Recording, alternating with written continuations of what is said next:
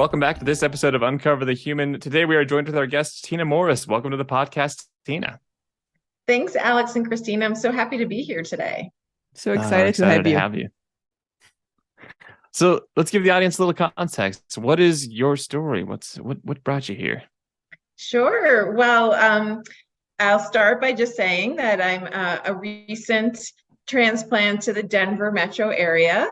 And it's lovely to be part of this community. And I'm so happy to be part of your community. So thanks for inviting me. But I am a 20-year veteran of financial services.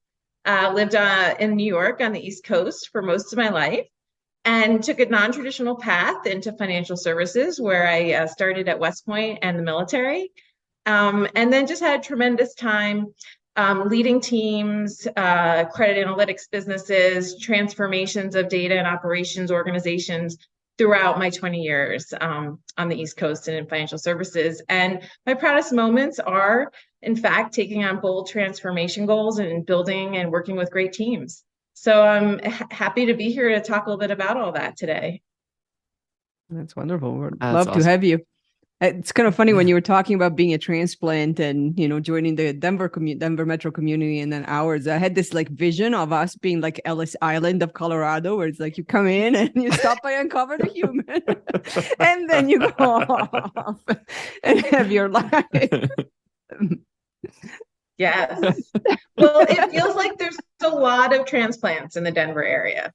Yeah. There you are, a city of transplants now. Now going around in Ubers and stuff, if I tell people I'm from Colorado originally, everybody's like, really? That's so rare. Yes.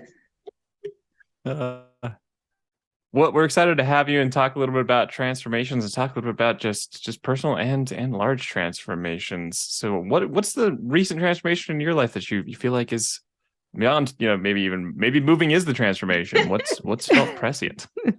Well, you know, it's interesting because, I'll start by saying I am a very rational, analytical person as a leader, as a mom, as a wife, you name it. And in my life as a daughter, that's sort of my thinking style.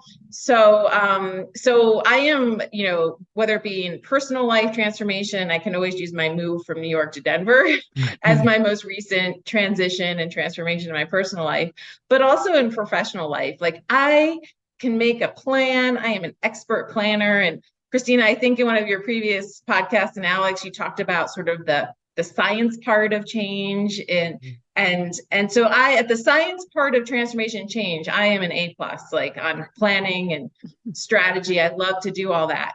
But I think for my biggest learning, both personally and professionally, around transitions has been more of the emotional, psychological journey around that. And as a rational, logical thinker, that takes a little bit of reflection time and hands-on learning around it. So I have recently sort of built an awareness for myself while I've experienced a lot of change and transformation, and I've always leaned into it. I'm now at the point in life where I like to deconstruct it a bit and think about that change is a situation, like move to Colorado, that's a change moment. But the transition is a psychological journey. Mm-hmm. And that's what I would maybe love to deep dive into a little bit, is sort of these phases of that psychological journey for employees, for your kids, for yourself, as you break down, you know, how you really go about unlocking what you want, the value of that change at the end of the day. Because if you don't do the transition well, the change likely may not happen the way you want it to, or you might not realize what you're really trying to get out of the change. Yeah, that's very, very well said. The transition part is very often forgotten / purposely forgotten. Almost. It's like it's like, yeah, we all know it happens, but we don't like to talk about it because it's hard and we don't know how to do it, and it never really gets easier. It just has to happen. So it's a very easy piece, and especially when looking at organizations, everything is change all the time. Change is not an event that only happens when you have some big project name attached to it. There's change on a daily basis. And so if we get used to the transition piece and not worry about the change event, declaration as much, then we can get more agile. Yeah. Yeah. Well, so Christina, with that, like I said, I've done a lot of reflection on this as I've had my good, bad, and ugly experiences around changing, again, both personally and professionally. And I think for me, like one of the big learning moments is, and there's a lot of ways to say it, but I call it sort of change readiness, or it's sort of letting go of the old ways. Like that's, and I know I've shared with you both sort of a cartoon that I really love that sort of captures it. And it's got like a person with like all these huge bags, when you overpack for a vacation and you're kind of dragging everything with you as you get out of the car to get into the airport. Sort of that's like the past or the old state, and you got too much. And then, you're trying to move toward a simpler, new change moment, whatever that might be, again, personally or professionally. And the cartoon has, the person at the next point, the next milestone, with only 1 or 2 bags. They've been able to shed the baggage. And that is like this first step of the transition process, like is letting go. And I think as a leader, I've learned like how important empathy and understanding and connection and building trust, all of that is part of that change readiness with your teams. As a mom, as like I have 2 young kids, and as we moved to Denver, when we were talking about leaving New York, they had to, feel supported and trusted, and they needed that empathy and support of what they feared about letting go of the old before they could even step into the next stage. And I will say, like, I don't think that these are it's linear, because you're constantly psychologically dealing with letting go of the old for a while. So it's like almost circular, not linear, but that sort of connection, trust, empathy. And I know, on your podcast, you talk a lot about this and how important it is. And so for somebody, again, who's a science, rational, logical person, I think I've underestimated how critical that first phase is. I don't know what your experiences have been around that. Oh, I definitely agree. There's just a huge kind of psychological turmoil that I like your circle metaphor as well, because it just goes in repeats, and then people find some angle that we have a slide we like to show people that we call like the many faces of change resistance, and it's every version of like surprised, angry, upset, worried, happy, and people go through all of these all the time, and just kind of have that continual reaction. And it's hard until you can build some of that trust to be able to say the things that you're afraid of out loud. Yes. It can feel like something of like, oh, I don't think I have a choice here, but there's still so much fear packed into it that until you let that go, it's very hard to move on to, okay, how do we want to really make this happen, instead of just dreading the things that we feel like we might lose, or feel like we might wish we still had, or wish we weren't changing. Right. Yeah, that to your point, Alex, sort of that, understanding those fears. And then I think, again, in the professional environment, and Christina, I know this toggles back to the science part. In one of your earlier podcasts, you talked about it. How do you bring into your plan then, or adapt your plan so that you've heard the voices, you understand what the team absolutely feels like? If you let go of something, you're really going to lose some texture or value of the business, and sort of listening to that in this early readiness phase is so important, because then you especially if you're a new leader, because you may not know that you might be throwing out the baby with the bathwater if you just sort of get rid of everything. So that listening, and I think that's part of building the trust early on in change efforts and transitions, and then knowing what's the continuity moment, because especially when there's ambiguity in how you get to the next change, into that change state, so anchoring in some continuity can be really important. I know even just in the personal side of change too, like sometimes the ambiguity gets too large and you're like, okay, what can my kids feel isn't changing? Well, the dogs are with us, you know, they have all their same bedroom furniture, so they won't have to worry about, new furniture. So it's little things that might really speak to them on the continuity side. Yeah. That's a great point about the combination of ambiguity within the change, because change does create a whole new level of ambiguity. So knowing how to navigate ambiguity, it's crucial to actually being able to go through those transitions and change. And I like what you said on what are the anchors. So figure out in the ambiguity, what anchors do you need to be able to face the unknown? And it doesn't have to be big. It could be the dogs are still with us. Your furniture is still the same.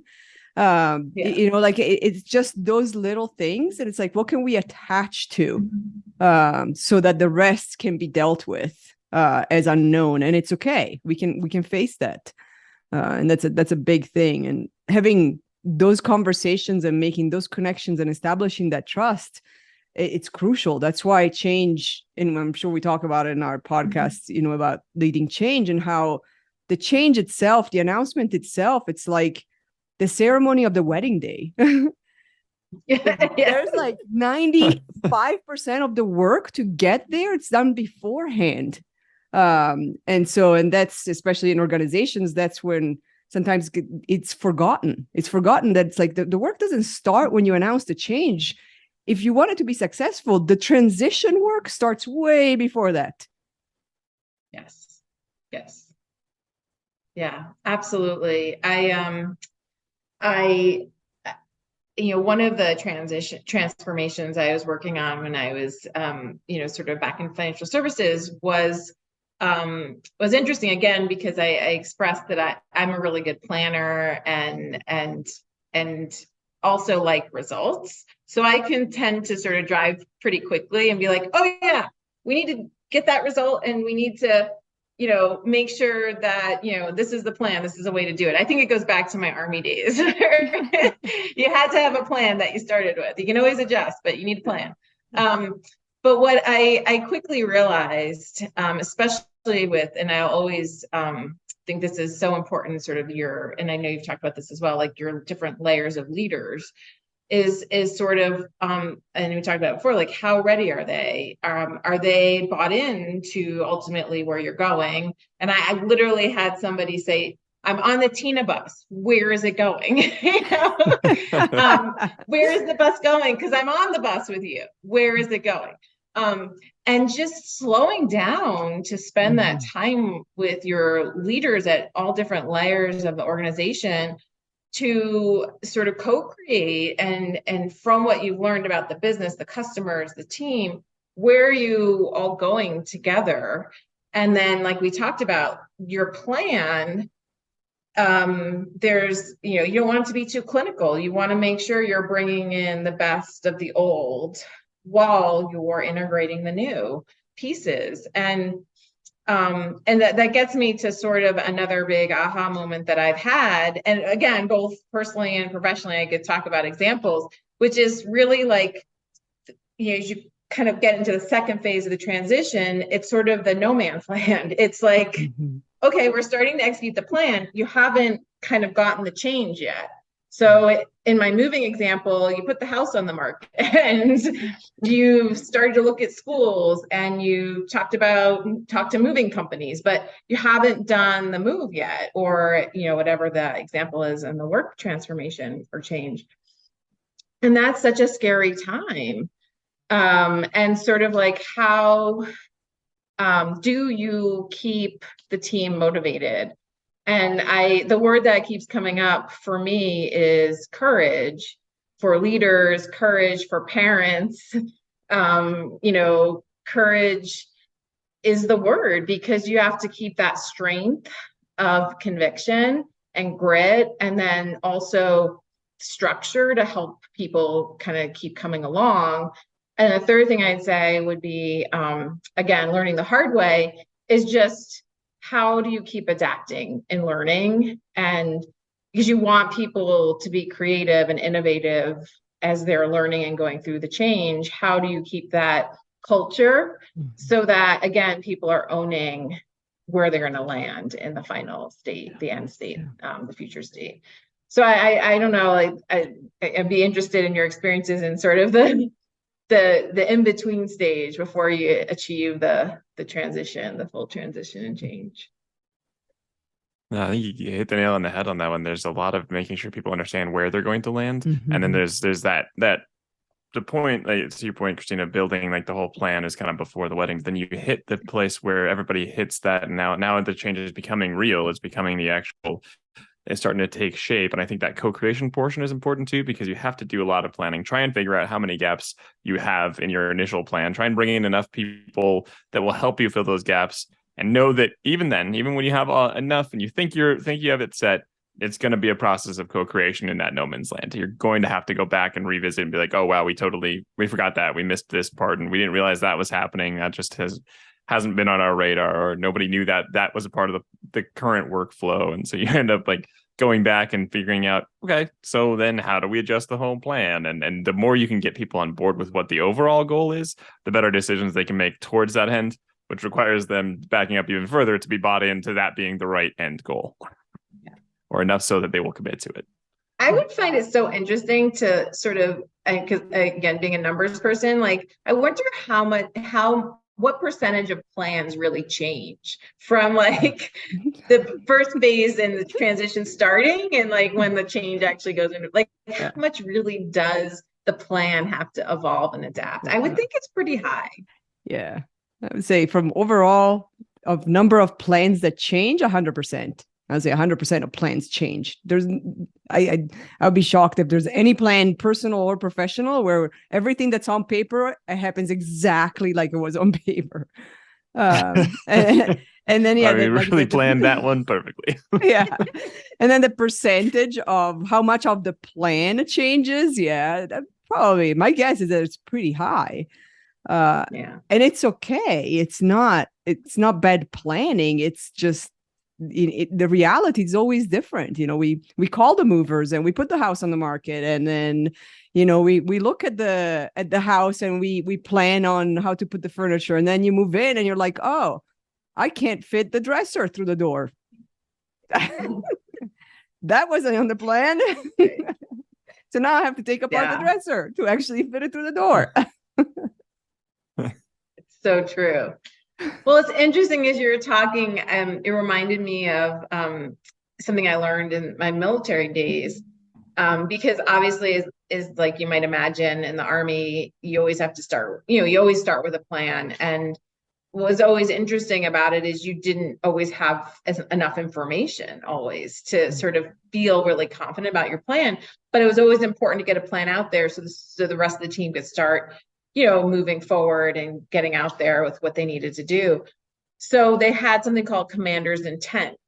And so at the beginning of they called them operations orders in the Army, you had commander's intent so that if the plan totally fell apart because of enemy situation or weather, you name it, that the subordinate leadership would have that commander's intent and could adapt easily, because they understood ultimately where they were supposed to be going. And if they had to rewrite the whole plan, they could. So I always thought that was interesting. And sometimes I would test that. I mean, I know corporate life was very different than the military missions we had, but I always like to use that at different times because I thought it was a great way to just think about things differently. The other thing they used to do in the military that I always loved, and I obviously, kind of adjusted it to corporate world was when we were out on big training missions where we would get evaluated, they would fake kill off the leader and see how the team operated when the leader was not available. So that as the leader, you were really accountable for how well you trained the rest of your teams to execute when you weren't there. So that goes back to the commander's intent. And I'll never forget one exercise we had. It was at a big training center, and we used to wear laser tag is how they would do it. And you'd light up if you were dead. If you did laser tag, you know how that goes. and they, was sitting on the side of the road with my lasers going off, just watching my, company sort of continue the mission without me. And anyway, lot of good learnings there as a leader. Yeah. I think that's a great metaphor that should be used a lot more in the corporate space about getting the next round of people ready.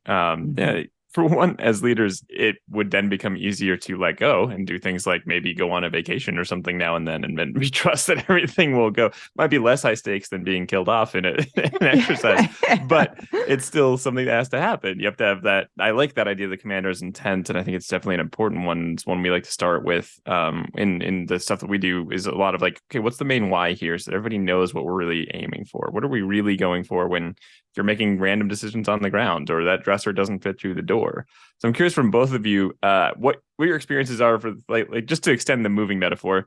The goal is to move. The goal is to get everything in the house and be settled and be ready to just like live a life in this new place, new house.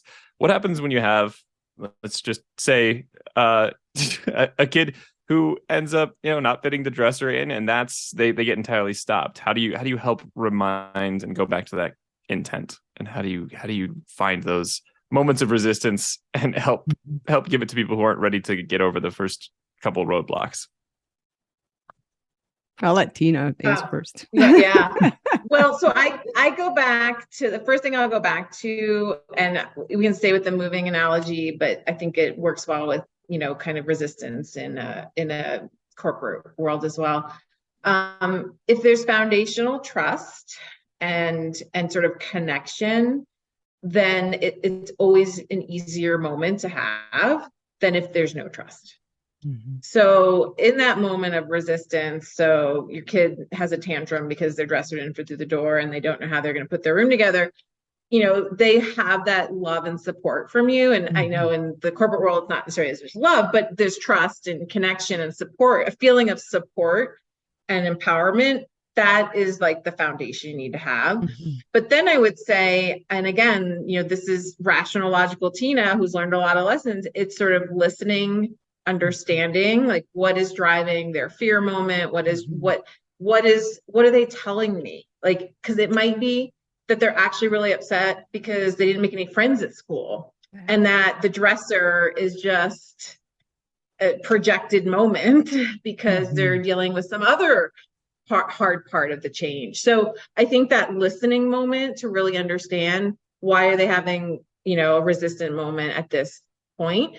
And then I think the third thing is, and I'm always a problem solver, and sometimes that's why I emphasize listening first, because I sometimes jump right to problem solving, and I always have to really reflect on that and make sure I listen first, and then I try to problem solve with them around, well, what do we need to change or do differently? Yeah, I would definitely 1,000% agree with everything Tina said. The listening piece, the picking up the energy, and so realizing like it's not about the dresser. So how do we actually get to a space where we understand where the real frustration is coming from? And so that takes patience, because that takes then reprioritizing time based on whatever our planned script in our head for the day was going to be, and realize like I'm going to have to like go of at least a couple of things to actually dig deeper into this.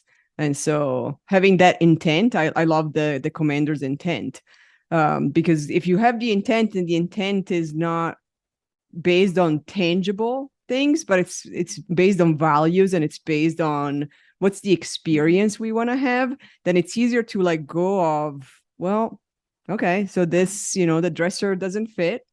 That's all right. What's the intent here? Like, is the intent is to set up the room and make you feel comfortable? What's the first thing we can do to do that? Is it, should we put posters up? Do we go out and, and buy, a new alarm clock? Like what's the intent here? Because the intent is not really about the dresser. The intent is to set up a room that somebody can feel comfortable in. And so kind of getting to that. And for another metaphor, we just went to New York City with the kids for spring break. One of the biggest ambiguous thing you can do is weather. especially in weather in New York City, it's a little bit like weather in Colorado. You can look at the forecast the week before and it's sunny for 4 days. And then the day of, it's like, oh, it's going to be snowing for the next 3. And so, what happened to the sun? But the adaptability to that is, what's the intent of us being here? The intent is for us as a family to do fun things. It's not to go to Central Park on Monday at 10 a.m. Right. It's okay if we go to Central Park on Wednesday at 2 p.m. when the forecast for now it's sunny. And so, and it actually happened with my kids. They really wanted to go ice skating. And so we waited for the sunny day to go ice skating. And we literally got to the Central Park ice skating rink 10 minutes before it closed for the season. Not for the day, not for the week, for the season until next November. And it had been like one of my youngest son had really talked about wanting to ice skate all week. And because of the weather, we couldn't do it until Wednesday. And then we had lunch plan. And so we're like, oh, let's go to lunch, and didn't look at the schedule to see when it was shut down for the season. Poor planning. And so what do? We're like, well, the intent is ice skating. So let's find another ice skating spot in New York City. Very smart.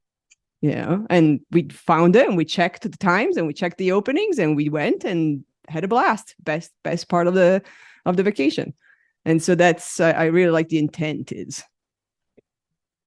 The intent really gives you a better idea of fallback plans. Like the second things don't go to right, you're like, well, okay, but what are we doing that's closest to the intent then? What do we have available to us? How do we move towards that? And I've been doing that a lot. Even this week, we've been going through this leadership development program, and we've had this kind of assessment we've been giving people, and there's a scripted debrief that you go through, but it's not really what we're following at this point. Wait, occasionally you go through us to a certain point, and they seem like they get parts of that, and they really want to talk about something else. So you can either, hold on to a vice grip of getting through the agenda you had, or you can let that go and be like, hey, it really feels like we need to talk about this. Let's unpack that one. Let's venture into that, because that's the whole intent is personal development and reflection time. So if that's what we're going into the intention with, not just burning through the exact script, you have a better chance of adjusting for, hey, this seems more important to go jump to now.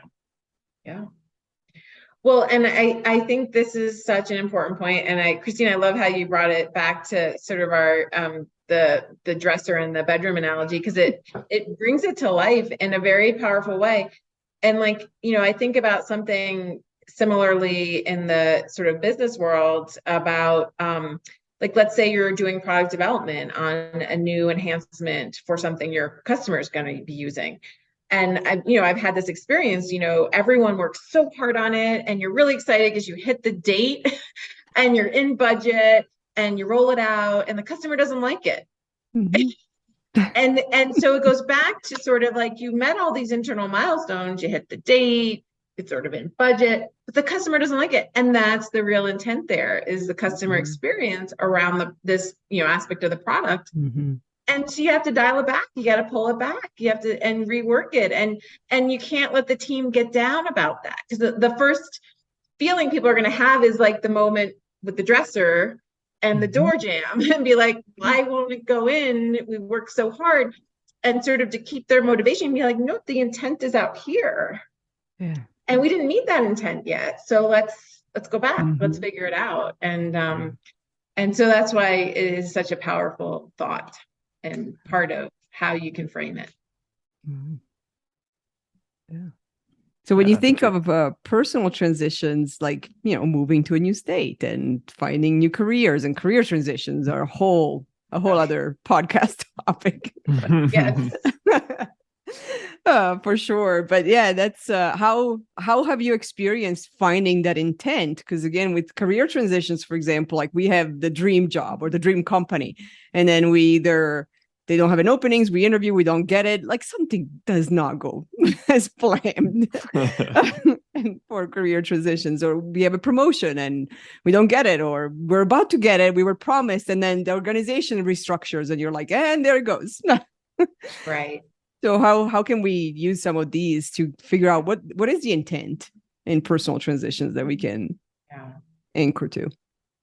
Well, and as you said, I've had a lot of experience with this recently, and I will start by just saying it's hard.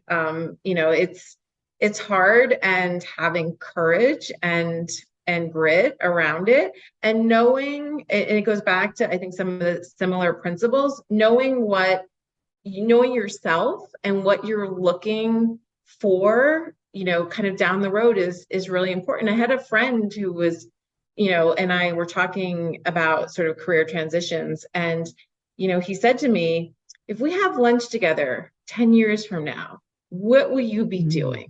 And I thought that was such an excellent way to frame it, because it made it real. And I honestly could see myself sitting, having lunch with him. And what was I going to say to him? What was I doing? What were my kids doing? What was my life? Like, where was I spending my time professionally, personally? And so I think that goes right back to, in your mind, do you have that sort of general path? And I call it a path. I don't call it a specific road. Like, it's not necessarily Highway 86 or 25. It's a path that you generally know the flow of and where you want to be. But then I would say the second piece would be the learning agility and the curiosity to be exploring, so that you give yourself some room to learn and grow and see, challenge maybe some of your, notions that you might be coming into the process with, to see if you really can land, where you want to be. So I guess I would pair it and just say it's sort of that combination of having a good direction on the path, but then being really open and flexible to learning and exploring, and really enjoying the process of that learning and exploring moment, and taking in all that's changing around the world, to see like what's the best fit, where do you fit at this point. And that's what's so interesting right now about careers, I think, is everything is changing so quickly with the technology disruption and people and what they expect in the workplace, and how that workplace is changing. You could go on. Macro conditions are putting different pressures on the businesses globally. So like, where you fit in all of that can be stressful and anxiety provoking, but I think I try to come at it with a learning orientation and a curious orientation. But that's hard. And I will tell you, I think in career and personal side, and I know it comes into the professional side as well, but I think you can manage a little bit more, the ambiguity of not knowing can be really tough. So I don't know, like, tools and tactics to work on managing ambiguity. Some people love it and they're like, oh, white space. No one's telling me what to do, but different thinkers struggle differently with ambiguity, I think. Yeah. I think it's good. Absolutely true. There's definitely people who are like totally fine with ambiguity and people who are totally not. And so it can help to give some amount of plans, because both can be dangerous, right? Being too rigid at that point can threaten the plan a little bit. Being too ambiguous, or being too like, well, this is white space, I'll do whatever I want. It's like, okay, have you also checked in with the intent? Do you know that this is the right thing to do? Like, it's both of those can go off the rails in slightly different ways. There's not a better way to approach it, but it is good to know going into it kind of where people might be or what they might be experiencing, and continuing to check in on that. Because there are times when the people who are very comfortable with ambiguity suddenly are like, oh no, this is too much. I have to shut down, try and grab onto some kind of control. It can switch just within one person. Yeah. But I think, Christina, it's such a great question. I think at the end of the day, you have to believe in yourself and be courageous in, whether it be having a hard conversation because you want to change jobs internally and you didn't get the promotion, or you want to make a big move, just having the courage to put yourself out there. And it's hard because it's a rejection-full process. Yes. Whether it be around promotion or getting a new job. And it's not easy emotionally to go through that. And sometimes there's a lot of fear around not wanting to get rejected. And I think that can sometimes cause people to not put themselves out there. And I would just say, go for it, because you'll learn something. What I've learned also, especially with internal job moves, is if you go for a job, even if you think it's the remotest possible job for whatever reason, people knowing you're interested in moving around and learning new skills and working for different parts of the business, that in and of itself will help you for the next time. Yeah. So demonstrating that interest in elevating yourself within the company is a good thing. Yeah. That's a great example too, because if you go on that job interview for something that's remote, you then learn a lot about what they're asking for, what they're asking about. How do you fit into that? How do you not? What might you want to do to transition towards that? It's a great learning experience, and it just takes that courage to be like, yeah, it might not go well this time, and I know I need to learn some things. Yes. Well, and I like what you said, the idea that now others know that you want to do something different and what you're drawn to. And, they'll keep an eye out, or they'll find opportunities to maybe give some of the responsibilities or the learning opportunities without the title. Right. But if we don't speak up and say that, it's nobody actually knows. And also we can picture ourselves in that. I mean, I'm sure that, we've all had those positions or titles or roles where when we didn't have them, we're like, oh, I really would love to be that. I remember at some point, a few years ago, somebody asked me, and they did at happy hour at some point, like, if you could have any role in a company, what would it be? And my answer was like, I want to be the COO. Now I'm like, nope, not the role. Now that it's one of the hats that I'm wearing with our own small company, I'm like, nope. Can we hire a CEO sometime soon? Because I'm kind of done with the operation stuff. That's funny. Yeah, no, absolutely. No, I think the other quick point I would just make about career transitions is just it's all about relationships, and don't wait for a moment when you want to make a transition. Mm-hmm. Have great relationships all the time in your professional life, because they enrich it. That's how you learn. That's how you just it's the flow of career. And so I would say you're not going to necessarily you're never going to be in the room when someone makes a hiring decision around you. So it's always going to be somebody who knows you, or is an advocate for you, or a sponsor for you, or a champion. So have a lot of those. Yeah. I like the way you said that too, because it does make like the actual just work in general more meaningful when you do have those relationships. I mean, just doing that makes it more meaningful, allows you to your point of stating the intent of what you want to do and having people understand that you want to do something different.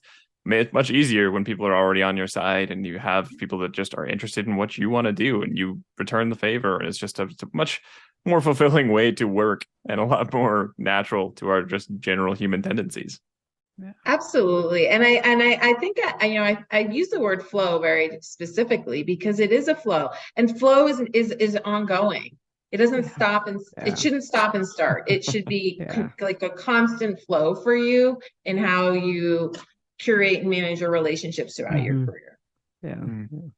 Well, and those relationships, I like how you use them for like career transitions, because if we go back to transitions in general, and even like a change or anything like that, if we have spent all this 90% of the time building their relationship even before there was a transition, then when the transition planning and executing starts to happen, it's so much easier. That's probably the most crucial piece that I would say. It's hard to translate, it's hard to transfer as a skill if somebody is not used to doing that.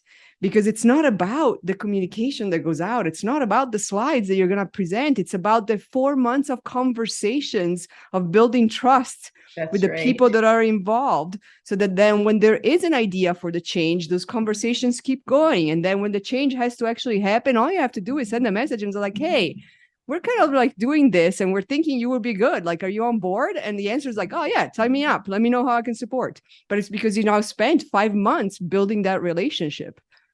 Yes, absolutely.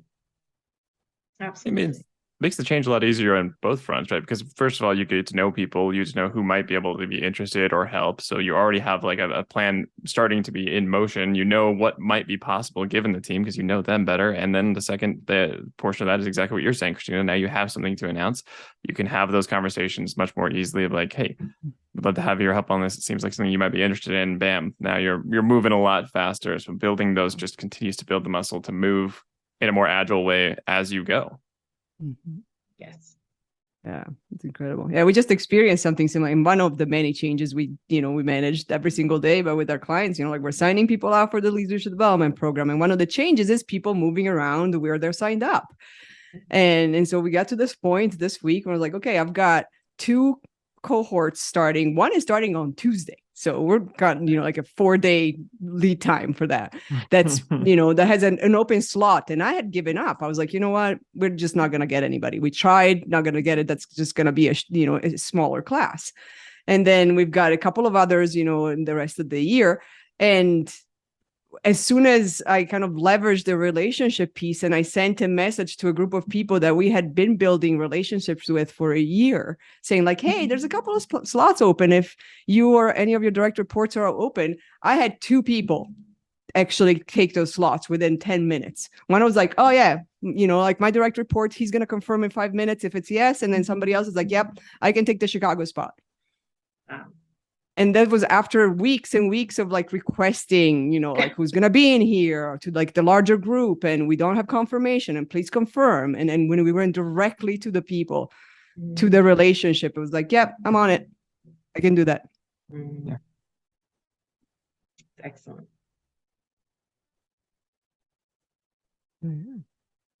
So what else on transitions? Now that we've solved the transition problems of the world. I'm trying to think. I guess I go back and then there's so much you could reflect on and make complex about transitions, but I think 2 words that really stick with me are empathy, especially in the early stages of transitions, for again, whoever, your children, your husband, your dogs, or don't know where they are, don't like the yard. It's just, really that empathy, that listening, that understanding. So that's sort of the first big takeaway. And then the second is courage. And I find the word resilience is overused a lot. So I like the word courage more. Yeah. And I think, again, as a parent, as a pet owner, as a leader, just others are looking to you for your strength and conviction and structure that you could put in to help everyone get from A to B. And to me, for leaders, it takes a lot of courage, because some days you're feeling fears and you're feeling anxieties and you're and sort of how you, and this gets back to a whole host of other conversations about mental health and how do leaders, stay healthy, because everyone, people are looking to you to role model. And again, it's not just as a leader, but as a parent during these big change times in life. And sort of how do you keep that courage? And when do you need to show the vulnerability is the other question. And how do you show that vulnerability so that people trust you, but you're all still moving forward? Yeah. I love this. That's tough. That's really hard to do. Yeah. Yeah. I don't think we've solved transitions, but I think we put a lot on the table of how we've negotiated them and learned with them. I like that 2-word summary, the idea of courage and empathy. And I think that some of that empathy piece reminds me of the phrase that you used, Christina, where you were like, it's not about the dresser. Like that's the thing to kind of keep in mind when you're hitting that resistance. It's about something else. And taking that time, to your point, Tina, of listening, of making sure you can unpack what is the real block here? What's the frustration? What is the feeling? Is it they didn't make friends at school that day? Is that the thing? And that empathy piece comes in super handy at that point, and the courage to sit in that space, even though you feel the time pressure, even though you feel the worry, even though you feel like I can't have one more person have a resistance to this. Even when you're feeling that, having the courage to sit in that and acknowledge when you need a break and just say like, yeah, okay, we're gonna take a minute. Like, yep, it wasn't what we planned, and we need the break. And so I love that combination of courage and empathy. I think that's a great way of describing it. I would agree. Yeah, I think we solved transitions, but I'll just declare it. We're done. We are immune to transitions. You're welcome, everybody. No, but yeah, having the actually understanding our own resistance. So that's one of the things that I have, like I give the empathy and the courage to myself when I am finding myself resisting, to kind of step back and be like, okay, I am really resisting the dresser right now. It's not about the dresser. So what is it that's actually going on with me? Because that has nothing to do with that. And with my family, I don't have the time to show as much empathy as I should. I will just straight out ask them. I'll tell them, I'm like, this is not about that. So let's figure out what it's about. Yeah. Not the dresser. Yeah. And like you said, and Alex, you said it as well. I mean, a key moment, when you're in the parent role or the leader role, is that you are managing that tension with pace of change.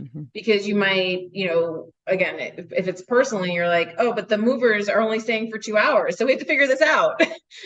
Or in professional, you have a boss who wants results. So I think that is one of the biggest tension points with, how you stay in that empathy, listening. How do you, really help people be ready for the change? Staying in that space can be really challenging for that leader or that parent. And so, and I think at different times I've learned now that, going slow will allow you to go faster in the long run. Yes. Because the more time you spend in that space, then everyone can run faster later.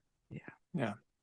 That's so it's a key. great investment in the long term, right? You hold that space, people will feel a little easier and they will move faster next time they hit the dresser and they're upset about it. They might have some more awareness of it. The more that we are aware of that in ourselves, the better we can empathize with people about what they might be going through, because we've now experienced 50 different versions of change resistance in ourselves, that if we've documented and if we've reflected, we might be able to recognize a lot easier. When we label it, it's easier for us to see it in ourselves, and easier to maybe recognize it when it starts to come out for other people. And that's a great long-term investment. And we're going to make everybody a lot more comfortable and a lot more agile when the inevitable roadblocks of life and change come up.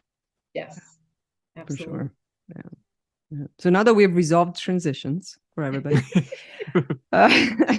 the last couple of questions for you, Tina, are: what's your definition of authenticity? Oh, I love this. And I have to start by saying last night I watched 2 hours of Ted Lasso. So I don't know if you guys like him. I know that a lot of people do like Ted Lasso. Ted Lasso jacket over there. He's our unofficial sponsor. So I wouldn't have brought him up, except that I just watched it last night. And I really think the power of his authenticity is just the storyline of that show. And when I don't want to ruin it for anybody, but when she asked him to go out and fight during that press conference and he chose to be himself, I was like, I love you, Ted Lasso. This is the power of authenticity. So I'm going to just use that, and maybe you can show that in one of your facilitations, because I just thought that was brilliant. But for me, it's 3 simple words: just be yourself. Yeah, I love that. Yeah, and that's the whole, we're going to spoiler alert. People had a week to figure it out. But, let Ted be Ted. And that's it. Just be yourself. Let yourself be yourself. It unlocks your creativity, your energy on a different level than when you're trying to be something you want people to be. And in long run, you're not going to be as successful and you're not going to be as happy. Yeah. So true. Truly love that. Yes. So maybe Ted Lasso can become the official sponsor of our podcast. Right, we'll reach out.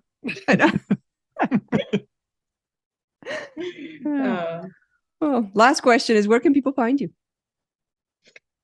If you want to be found. Absolutely. I'm a pretty avid LinkedIn user, and my email and contact information are in my LinkedIn.